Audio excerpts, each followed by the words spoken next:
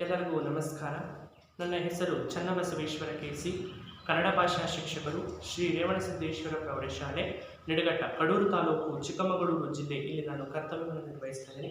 ಆತ್ಮೀಯ 9ನೇ ತರಗತಿ ವಿದ್ಯಾರ್ಥಿಗಳೇ, ನಿಮಗೆಲ್ಲರಿಗೂ ಬೆಳಗಿನ ಶುಭೋದಯಗಳನ್ನು ಹೇಳ್ತಾ, ಪ್ರೀತಿಯ ಮಕ್ಕಳೇ, ಇವತ್ತು ನಾವು ಕಯ್ಯಾರ ಕಿಞ್ಞಣ್ಣ ರೈ ಈ ಕವಿ ರಚನೆ ಮಾಡಿರ್ತಕ್ಕಂಥ ಹೊಸ ಹಾಡು ಅನ್ನುವಂತಹ ಒಂದು ಪದ್ಯವನ್ನು ನಾವು ನೋಡೋಣ ಮಕ್ಕಳೇ. ಅದಕ್ಕಿಂತ ಮುಂಚೆ ನಾವು ಕೃತಿಕಾರರ ಪರಿಚಯವನ್ನು ನಾವು ನೋಡೋಣ. ರಚನೆ ಮಾಡೋದು ಕಯ್ಯಾರ ಕಿಞ್ಞಣ್ಣ ರೈ ಅಂತ. ಅವರು ಕ್ರಿಸ್ತಶಕ 1915ರಲ್ಲಿ ಜನಿಸ್ತಾರೆ.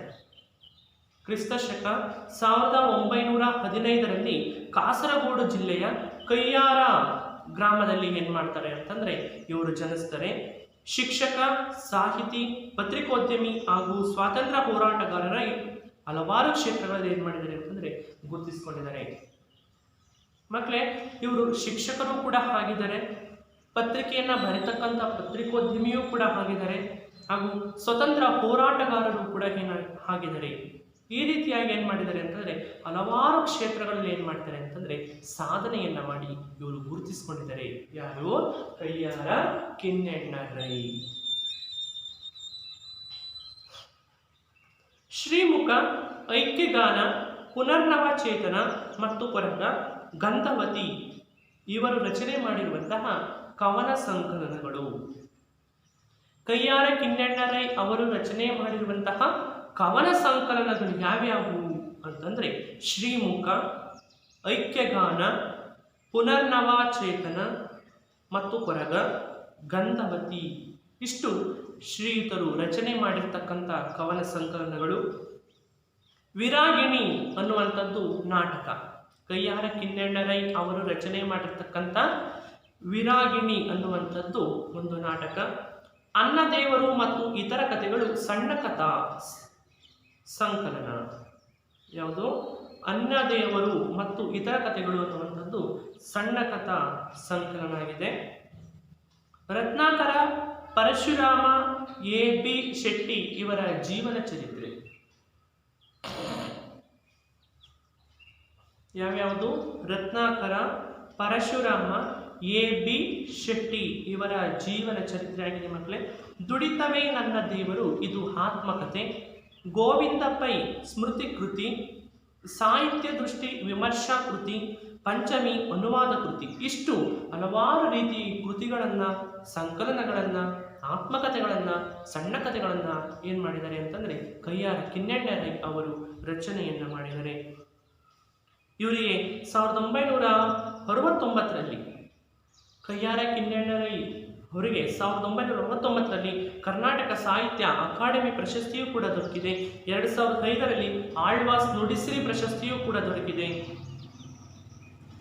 2006ರಲ್ಲಿ ನಾಡೋಜ ಪ್ರಶಸ್ತಿಯೂ ಸೇರಿದಂತೆ ಹಲವಾರು ಪ್ರಶಸ್ತಿಗಳು ಏನಾಗಿದೆ ಇವರಿಗೆ ಸೇರಿದವೆ. ಇವರು ಮಂಗಳೂರಿನಲ್ಲಿ ನಡೆದ 66ನೆಯ ಅಖಿಲ ಭಾರತ ಕನ್ನಡ ಸಾಹಿತ್ಯ ಸಮ್ಮೇಳನದ ಅಧ್ಯಕ್ಷತೆಯನ್ನು ಕಯ್ಯಾರ ಕಿಞ್ಞಣ್ಣ ರೈ ಅವರು ವಹಿಸಿಕೊಂಡಿದ್ದರು. ಪ್ರಸ್ತುತ ಪದ್ಯವನ್ನು ಕಯ್ಯಾರ ಕಿಞ್ಞಣ್ಣ ರೈ ಅವರು ಸಂಪಾದಿಸಿರ್ತಕ್ಕಂಥ ಶತಮಾನದ ಗಾನ ಕವನ ಸಂಕಲನದಿಂದ ಏನು ಮಾಡಿದರೆ ಈ ಪದ್ಯವನ್ನು ಆಯ್ಕೆ ಮಾಡಿಕೊಳ್ಳಲಾಗಿದೆ. ಹೊಸ ಹಾಡು ಪದ್ಯವನ್ನು ಶತಮಾನದ ಗಾನ ಅನ್ನುವಂತಹ ಒಂದು ಕವನ ಸಂಕಲನದಿಂದ ಏನು ಮಾಡಿದ್ದಾರೆ ಮಕ್ಕಳೇ ಆಯ್ಕೆಯನ್ನು ಮಾಡಿಕೊಂಡಿದ್ದಾರೆ. ಪುಟ ಸಂಖ್ಯೆ 18ರಿಂದ 20 ಆಯ್ದು ಸಂಪಾದಿಸಿ ಏನು ಮಾಡಿದ್ದಾರೆ ಅಂತಂದರೆ ನಿಗದಿಯನ್ನು ಪಡಿಸಿದ್ದಾರೆ. ಈಗ ಈ ಪಾಠದ ಮೌಲ್ಯ ನಮಗೆ ಏನು ತಿಳಿಸ್ಕೊಡುತ್ತೆ? ಈ ಪಾಠದ ಅಂಶ ಏನು ತಿಳಿಸ್ಕೊಡುತ್ತೆ ಅಂತಂದರೆ ಬದುಕಿಗೆ ಹೊಸ ತಿರುವನ್ನು ನೀಡಬಲ್ಲ, ಹೊಸ ಆಶಯವನ್ನು, ಜೀವನದ ಗತಿಯನ್ನು ಬದಲಿಸಿ ಹೊಸ ಹುರುಪನ್ನು ತುಂಬಬಲ್ಲ, ಹಳೆಯ ಮೌಢ್ಯವನ್ನು ಕಡಿದೊಗೆದು ಹೊಸ ಭಾವನೆಗಳನ್ನು ಸೃಜಿಸಬಲ್ಲ ಹೊಸ ಹಾಡನ್ನು ಹಾಡಬೇಕು. ಇಲ್ಲಿ ಹೇಳಿದರೆ ಯಾರು ನನ್ನ ಜೀವನದಲ್ಲಿ ಸಾಧನೆಯನ್ನು ಮಾಡೋದಕ್ಕೆ ಆಗಲ್ಲ ಅನ್ನುವಂಥದ್ದನ್ನು ಸಾಧನೆಯನ್ನು ಮಾಡ್ತೀಯಾ, ನೀನು ಮಾಡ್ತೀಯಾ, ನಿನ್ನಲ್ಲಿ ಆ ಶಕ್ತಿ ಇದೆ ಅನ್ನುವಂತಹ ಒಂದು ಹೊಸ ಉರುಪನ್ನು ತುಂಬತಕ್ಕಂಥ ಕೆಲಸವನ್ನು ಇಲ್ಲಿ ಹಾಡಿನ ಮೂಲಕ ಏನು ಮಾಡಿದ್ದಾರೆ ಮಕ್ಕಳೇ ವ್ಯಕ್ತಪಡಿಸಿದರೆ. ಒಂದು ಜೀವನದ ಆಶಯವನ್ನು, ಒಂದು ಜೀವನದ ಗತಿಯನ್ನು, ಒಂದು ಹೊಸ ಆಶಯವನ್ನು ತುಂಬಬಲ್ಲ ಒಂದು ಹೊಸ ಹುರುಪನ್ನು ಇಲ್ಲಿ ತಿಳಿಸ್ಕೊಡ್ತಾ ಇದ್ದಾರೆ. ಆ ಹಾಡು ಎಲ್ಲರನ್ನೂ ಕ್ರಾಂತಿಯನ್ನು ಉಂಟು ಮಾಡಬೇಕು. ಆ ಹಾಡು ಅಂತಕ್ಕಂಥದ್ದು, ಜನಪದರು ಹಾಡುವಂತಹ ಹಾಡು ಅಂತಕ್ಕಂಥದ್ದು ಎಲ್ಲರಲ್ಲಿ ಕ್ರಾಂತಿ ಅನ್ನುವಂಥದ್ದನ್ನು ಉಂಟು ಮಾಡಬೇಕು. ಅದರ ಮಾರ್ಧನೆಗಳು ಭೂಮಿ ಆಕಾಶದಲ್ಲಿ ತುಂಬಬೇಕು.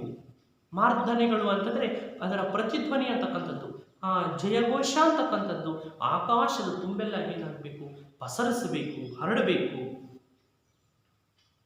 ಎಲ್ಲ ಕೀಳಿರಿಮೆಗಳನ್ನು ಕಡಿದೊಗೆದು ನಮ್ಮ ಸಮಾಜದಲ್ಲಿರ್ತಕ್ಕಂಥ ಹಲವಾರು ಜಾತಿ ಭಿನ್ನತೆ, ಕೋಮು ಭಿನ್ನತೆ, ಧರ್ಮ ಭಿನ್ನತೆಗಳನ್ನೆಲ್ಲವನ್ನು ಕೂಡ ಕಡಿದೊಗೆದು ಎಲ್ಲವನ್ನು ಕೂಡ ದೂರ ಮಾಡಿ ಹೊಸ ಹುರುಪನ್ನು ತುಂಬತಕ್ಕಂಥ ಹಾಡನ್ನು ಇಲ್ಲಿ ಹಾಡಬೇಕಾಗಿದೆ. ಇಂತಹ ಸ್ಫೂರ್ತಿಯ ಚಿಲುಮೆಯನ್ನು ಹಾಡನ್ನು ಹಾಡಬೇಕು. ಇದು ನಿತ್ಯ ನೂತನವಾಗಿರಬೇಕೆಂಬುದು ಪದ್ಯದ ಆಶಯವಾಗಿದೆ. ಅದು ಒಂದು ದಿನಕ್ಕೆ ಮಾತ್ರ ಸೀಮಿತ ಆಗಬಾರ್ದು. ಅದು ಪ್ರತಿನಿತ್ಯವೂ, ಪ್ರತಿ ವರ್ಷವೂ, ಪ್ರತಿದಿನವೂ ಕೂಡ ಅದು ಕ್ರಾಂತಿಯನ್ನು ಉಂಟು ಮಾಡ್ತಾ ಜಯಘೋಷದ ನಾಮ ಏನಾಗಬೇಕು ಅಂತಂದರೆ ಇಡೀ ನಭದಲ್ಲಿ, ನಭ ಅಂತಂದರೆ ಆಕಾಶ, ಇಡೀ ಆಕಾಶದಲ್ಲಿಯೇ ಏನಾಗಬೇಕು, ಪಸರಿಸುವಂತಹ ಕೆಲಸವನ್ನು ಮಾಡಬೇಕು. ಅಂತಹ ಹಾಡನ್ನು ನಾವೆಲ್ಲರೂ ಹಾಡಬೇಕು ಅನ್ನೋದ್ರ ಮೂಲಕ ಏನು ಮಾಡಿದರೆ ಇಲ್ಲಿ ತಿರುವನ್ನು ಕೊಡ್ತಕ್ಕಂಥ ಕೆಲಸವನ್ನು ಕೈಯಾರ ಕಿನ್ನೆಣ್ಣ ರೈ ಅವರು ಇಲ್ಲಿ ಮಾಡಿರ್ತಕ್ಕಂಥದ್ದು ಮಕ್ಕಳೇ. ಪದ್ಯಭಾಗ 1 ಹೊಸ ಹಾಡು ಕೈಯಾರ ಕಿನ್ನೆಣ್ಣ ರೈ. ಪ್ರವೇಶ. ಹಾಡು ಪ್ರಕೃತಿಯ ಅವಿಭಾಜ್ಯ ಅಂಗ. ನೋಡಿ, ನಮ್ಮಲ್ಲಿ ಎಲ್ಲ ರೀತಿಯ ಅಂಗಗಳನ್ನು ನಾವು ಕಾಣ್ತೀವಿ. ನಮ್ಮ ಸಾಹಿತ್ಯ ಕ್ಷೇತ್ರದಲ್ಲಿ ನಾಟಕಗಳನ್ನು ಕಾಣ್ತೀವಿ, ಸಣ್ಣ ಕಥೆಗಳನ್ನು ಕಾಣ್ತೀವಿ, ಆಮೇಲೆ ಅಭಿನಯ ಗೀತೆಗಳನ್ನು ಕಾಣ್ತೀವಿ, ಜನಪದ ಒಗಟುಗಳನ್ನು ಕಾಣ್ತೀವಿ, ಲಾವಣಿಗಳನ್ನು ಕಾಣ್ತೀವಿ, ನಾಟಕಗಳನ್ನು ಕಾಣ್ತೀವಿ, ಗದ್ಯ ಸಾಹಿತ್ಯವನ್ನು ಕಾಣ್ತೀವಿ, ಪದ್ಯ ಸಾಹಿತ್ಯವನ್ನು ಎಲ್ಲವನ್ನು ಕೂಡ ನಾವು ಕಾಣ್ತೀವಿ. ಅದರಲ್ಲಿ ಈ ಹಾಡು ಅಂತಕ್ಕಂಥದ್ದು, ಗೀತೆ ಅನ್ನುವಂಥದ್ದು ಒಂದು ಅವಿಭಾಜ್ಯ, ಪ್ರಕೃತಿಯಲ್ಲಿರ್ತಕ್ಕಂಥ ಒಂದು ಅವಿಭಾಜ್ಯ ಅಂಗ. ಪ್ರಕೃತಿಯ ಕಣಕಣದಲ್ಲೂ ಹಾಡು ತುಂಬಿದೆ. ನೀವು ಯಾವುದೇ ರೀತಿಯಾಗಿ ನೋಡ್ರಿ, ಯಾರ್ಯಾರು ಹೇಳ್ತಾರೆ ಜನಪದರು ಪ್ರಕೃತಿಯನ್ನು ಕುರಿತು ಹೇಳಿದಾಗ ಅಲ್ಲಿ ಬರೀ ಹಾಡಿನ ಮೂಲಕವೇ ಏನು ಮಾಡ್ತಾರೆ ಅಂತಂದರೆ ಅಭಿವ್ಯಕ್ತಿಸ್ತಾರೆ. ಇದು ಭಾವನೆಗಳ ಅಭಿವ್ಯಕ್ತಿಗೆ ಸುಂದರ ಮಾಧ್ಯಮ. ಅಂದರೆ ಹಾಡನ್ನು ಹೇಳ್ಬೇಕಾದ್ರೆ ಏನು ಮಾಡ್ತಾರೆ, ಸುಮ್ಮನೆ ಹೇಳಲ್ಲ. ಹಾಡನ್ನು ಹೇಳ್ಬೇಕಾದ್ರೆ ತಮ್ಮ ಭಾವನೆಗಳ ಮೂಲಕ ಏನು ಮಾಡ್ತಾರೆ ಅಂತಂದರೆ ಅಭಿನಯನವನ್ನು ಮಾಡ್ತಾರೆ, ಹಾಡುಗಳನ್ನು ಹಾಡ್ತಾರೆ. ಅಲ್ಲದೆ ಜೀವನಕ್ಕೆ ಸ್ಫೂರ್ತಿ, ಇನ್ನೊಂದು ಜೀವಕ್ಕೆ ಅದು ಸ್ಫೂರ್ತಿದಾಯಕವಾಗಿರುತ್ತೆ. ಯಾವುದು ಅವರು ಅಭಿವ್ಯಕ್ತಿಸ್ತಕ್ಕಂಥ ಹಾಡು.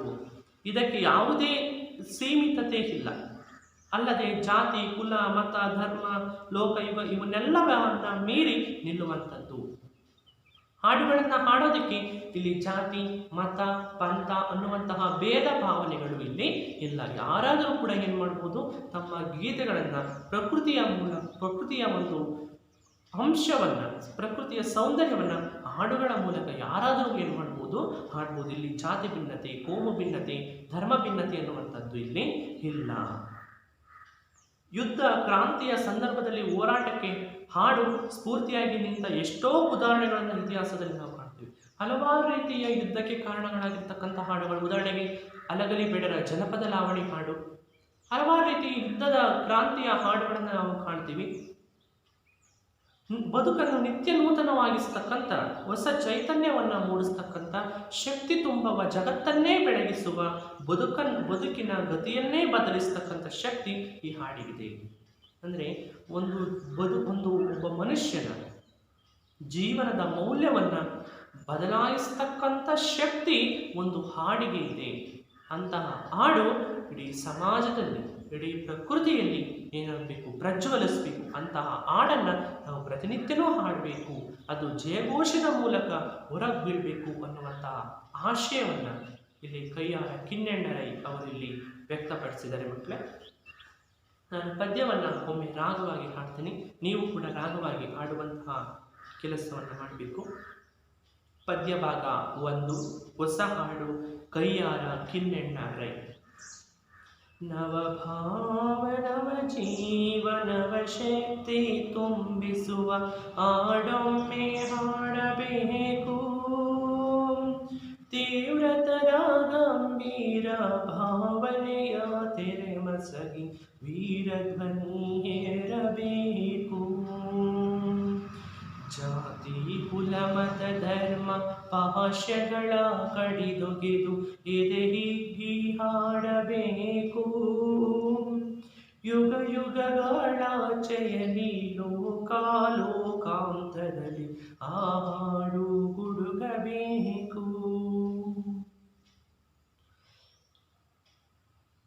ಉನ್ನತೋನ್ನತ ಘನ ಇಹಿ ಮಾದ್ರಿ ಶಿಖರವನೇರಿ ಆಡಲ್ಲಿ ಆಡಬೇಕು.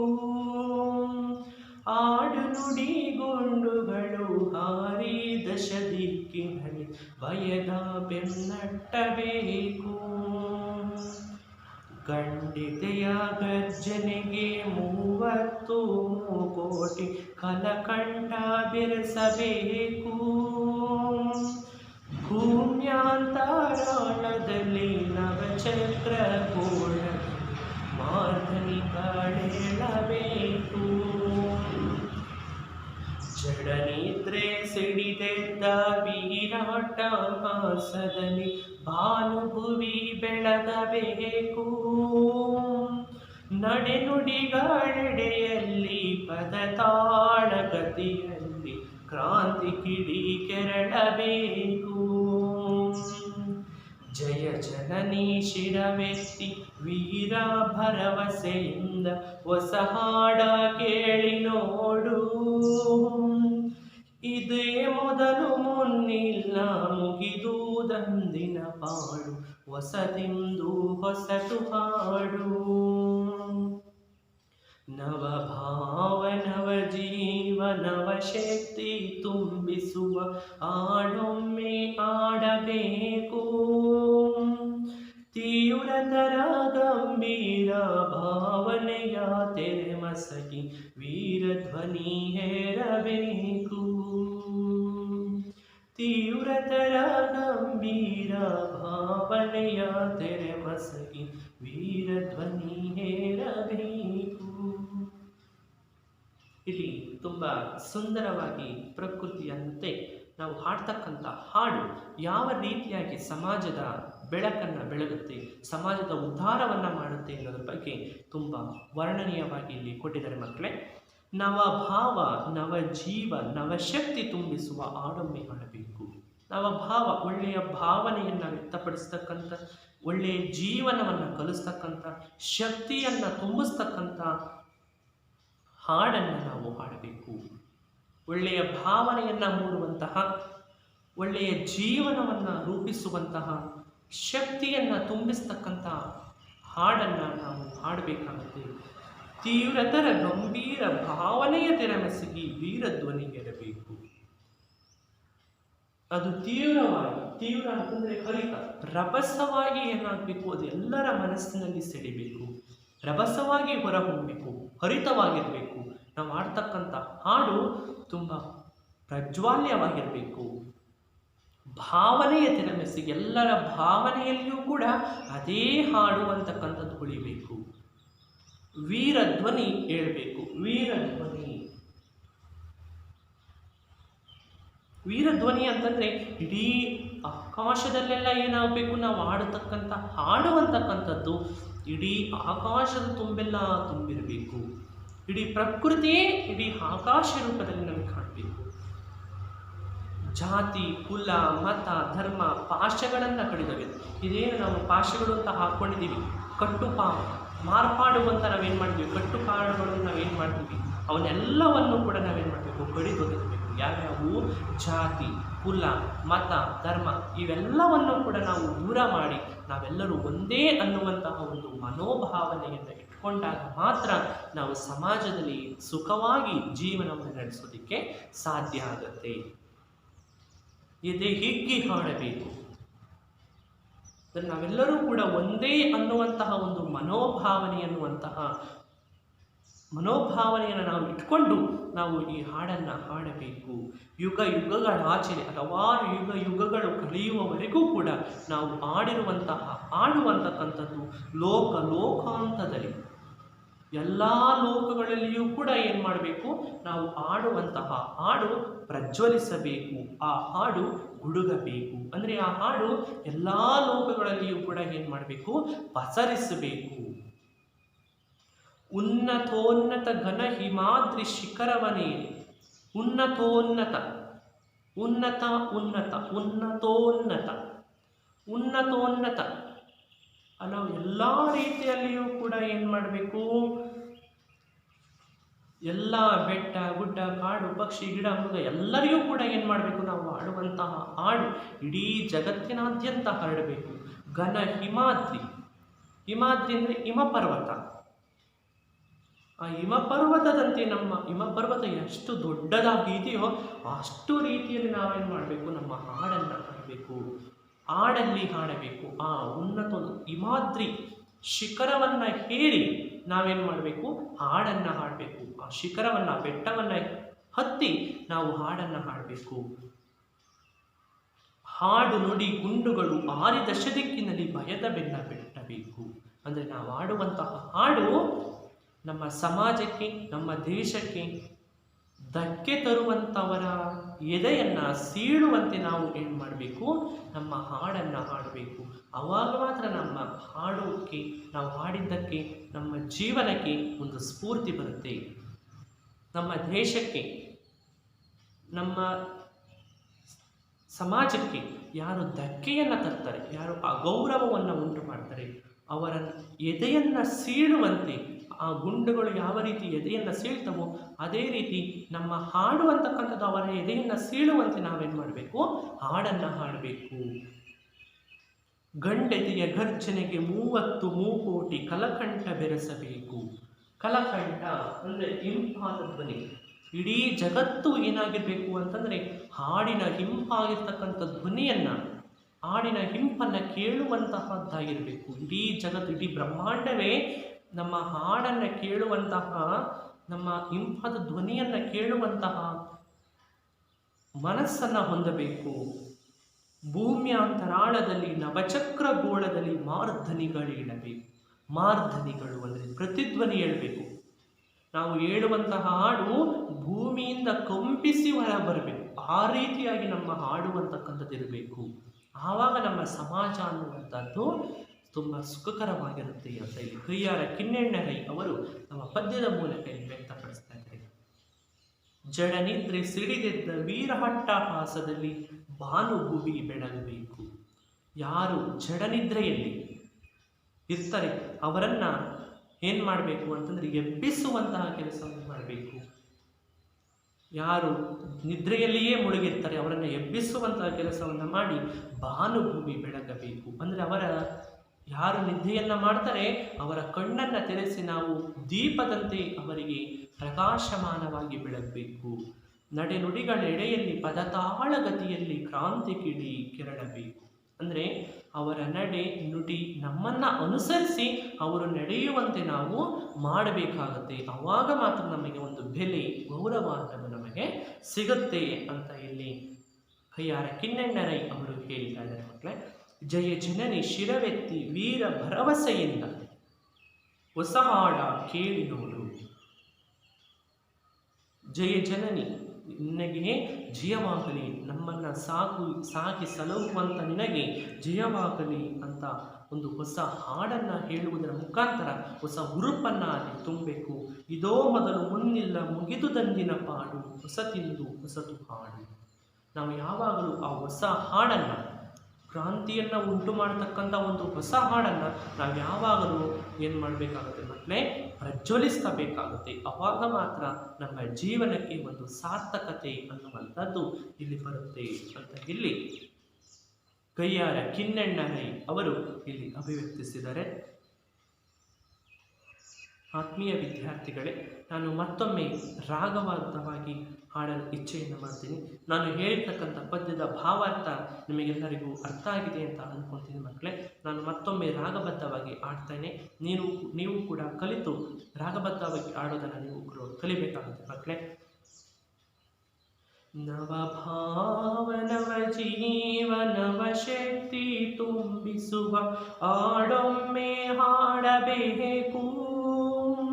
ತೀವ್ರತರ ಗಂಭೀರ ಭಾವನೆಯ ತೆರೆ ಮಸಗಿ ವೀರ ಧ್ವನಿ ಹೇರಬೇಕು. ಜಾತಿ ಕುಲ ಮತ ಧರ್ಮ ಪಾಶಗಳ ಕಡಿದೊಗೆದು ಎದೆಹಿಕ್ಕಿ ಹಾಡಬೇಕು. ಯುಗ ಯುಗಗಳಾಚೆಯಲಿ ಲೋಕಾಲೋಕಾಂತದಲ್ಲಿ ಆ ಹಾಡು ಗುಡುಗಬೇಕು. ಉನ್ನತೋನ್ನತ ಘನ ಈ ಮಾತ್ರೆ ಶಿಖರವನೇರಿ ಆಡಲ್ಲಿ ಆಡಬೇಕು. ಆಡು ನುಡಿ ಮುಂಡುಗಳು ಆರೀತ ದಿಕ್ಕಿನಲ್ಲಿ ಭಯದ ಬೆನ್ನಟ್ಟಬೇಕು. ಗಂಡೆದೆಯ ಗರ್ಜನೆಗೆ 30 ಮೂಕೋಟಿ ಕಲಕಂಠ ಬೆರೆಸಬೇಕು. ಭೂಮ್ಯಾಂತರಾಳದಲ್ಲಿ ನವಚಕ್ರ ಗೋಳದಲ್ಲಿ ಮಾರ್ದನಿಗಳೇಳಬೇಕು. ಜಡನಿದ್ರೆ ಸಿಡಿದೆದ್ದ ವಿರಾಟಹಾಸದಲ್ಲಿ ಭಾನುಭುವಿ ಬೆಳಗಬೇಕು.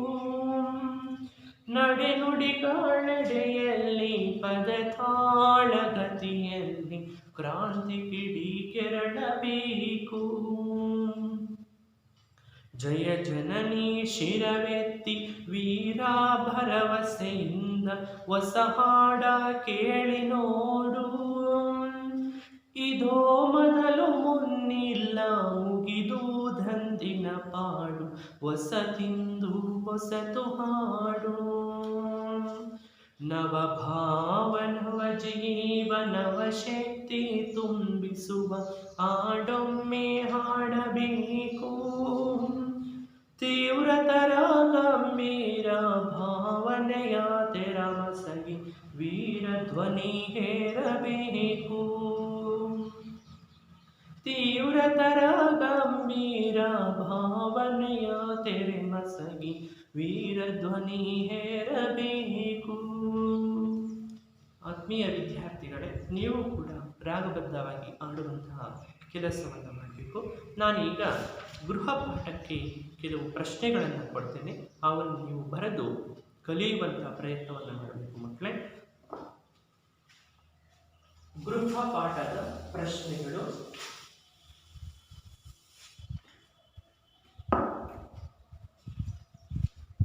ಗೃಹಪಾಠ ಪ್ರಶ್ನೆಗಳು.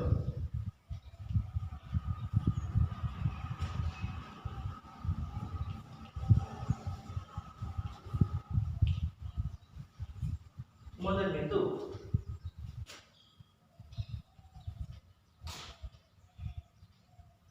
ವೀರಧ್ವನಿ ಹೇಗೆ ಹೇರಬೇಕು?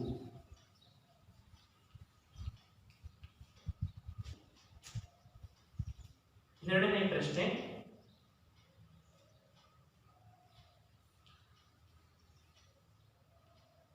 ಭಾನುಭುವಿ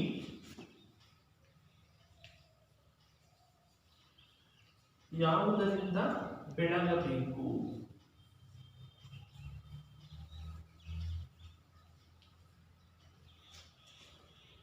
ಮೂರನೇ ಪ್ರಶ್ನೆ,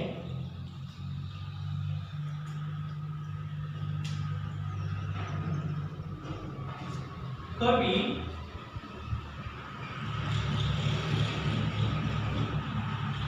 ಎಂತಹ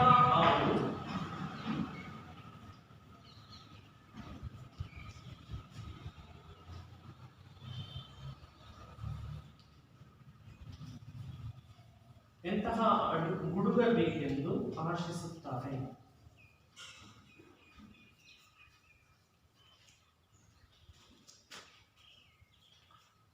ನಾಲ್ಕನೇ ಪ್ರಶ್ನೆ,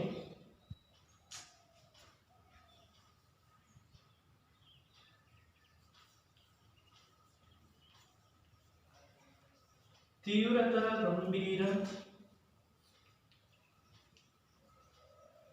ಭಾವನೆಯ ತೆರೆಮಸಗಿ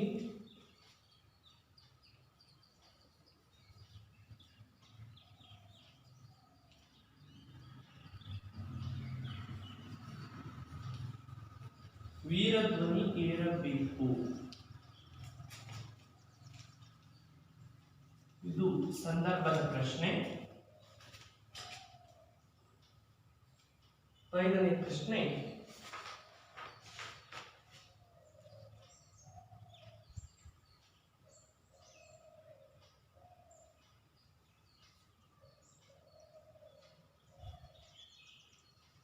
ಧ್ವನಿ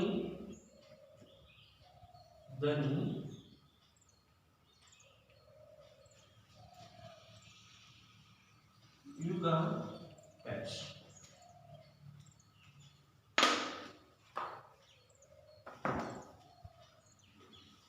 ವಿದ್ಯಾರ್ಥಿಗಳೇ, ಗೃಹಪಾಠ ಪ್ರಶ್ನೆಗಳು. ಮೊದಲನೇದು, ವೀರಧ್ವನಿ ಹೇಗೆ ಏರಬೇಕು? ಮೊದಲನೇ ಪ್ರಶ್ನೆ, ವೀರಧ್ವನಿ ಹೇಗೆ ಏರಬೇಕು? ಎರಡನೇ ಪ್ರಶ್ನೆ, ಭಾನುಭೂಮಿ ಯಾವುದರಿಂದ ಬೆಳಗಬೇಕು? ಮೂರನೇ ಪ್ರಶ್ನೆ, ಕವಿ ಎಂತಹ ಹಾಡು ಗುಡುಗಬೇಕೆಂದು ಆಶಿಸುತ್ತಾರೆ? ಮೂರನೇ ಪ್ರಶ್ನೆ, ಕವಿ ಎಂತಹ ಹಾಡು ಗುಡುಗಬೇಕೆಂದು ಆಶಿಸುತ್ತಾರೆ? ನಾಲ್ಕನೇ ಪ್ರಶ್ನೆ, ತೀವ್ರತರ ಗಂಭೀರ ಭಾವನೆಯ ವಿರಮಸೆಗೆ ವೀರಧ್ವನಿ ಏರಬೇಕು. ಇದು ಸಂದರ್ಭದ ವಾಕ್ಯ ಪ್ರಶ್ನೆ ಮಕ್ಕಳೇ. ತೀವ್ರತರ ಗಂಭೀರ ಭಾವನೆಯ ತಿರಮಸೆಗೆ ವೀರಧ್ವನಿ ಏರಬೇಕು. ಇದು ಸಂದರ್ಭಕ್ಕೆ ಇರುವಂತಹ ಪ್ರಶ್ನೆ. ಐದನೇ ಪ್ರಶ್ನೆ, ಧ್ವನಿ ಧನಿ ಯುಗ ಡ್ಯಾಶ್ ಅಂತ ಕೇಳಿದ್ದಾರೆ. ಧ್ವನಿ ಧನಿ ಯುಗ ಅಂದ್ರೆ ಏನು? ಯುಗ ಅಂದ್ರೆ ಅದರ ತತ್ಸಮ ತದ್ಭವವನ್ನು ಇಲ್ಲಿ ಬರೆಯಬೇಕಾಗುತ್ತೆ. ಇಷ್ಟು 5 ಪ್ರಶ್ನೆಗಳು ನಿಮಗೆ ಗೃಹಪಾಠಕ್ಕೋಸ್ಕರ ಇರುವಂತಹ ಪ್ರಶ್ನೆಗಳು. ಇವುಗಳನ್ನು ವಾರ್ಷಿಕ ಪರೀಕ್ಷೆಯಲ್ಲಿ ಕೇಳುವಂತಹ ಸಾಧ್ಯತೆ ಇರುತ್ತೆ. ಇವುಗಳನ್ನು ನೀವು ಅಭ್ಯಾಸವನ್ನು ಮಾಡ್ತಕ್ಕಂಥ ಕೆಲಸವನ್ನು ಮಾಡಬೇಕು. ಇಲ್ಲಿಗೆ ಹೊಸ ಹಾಡು ಅನ್ನುವಂತಹ ಒಂದು ಪದ್ಯ ಭಾಗ ಕೈಯಾರ ಕಿಞ್ಞಣ್ಣ ಅವರು ರಚನೆ ಮಾಡಿರ್ತಕ್ಕಂಥ ಸುಂದರವಾಗಿರ್ತಕ್ಕಂಥ ಮನೋಹರವಾಗಿರ್ತಕ್ಕಂಥ ಹೊಸ ಹಾಡು ಅನ್ನುವಂತಹ ಪದ್ಯ ಇಲ್ಲಿಗೆ ಮುಕ್ತಾಯವನ್ನು ಹೊಂದು ಎಲ್ಲರಿಗೂ ನಮಸ್ಕಾರ.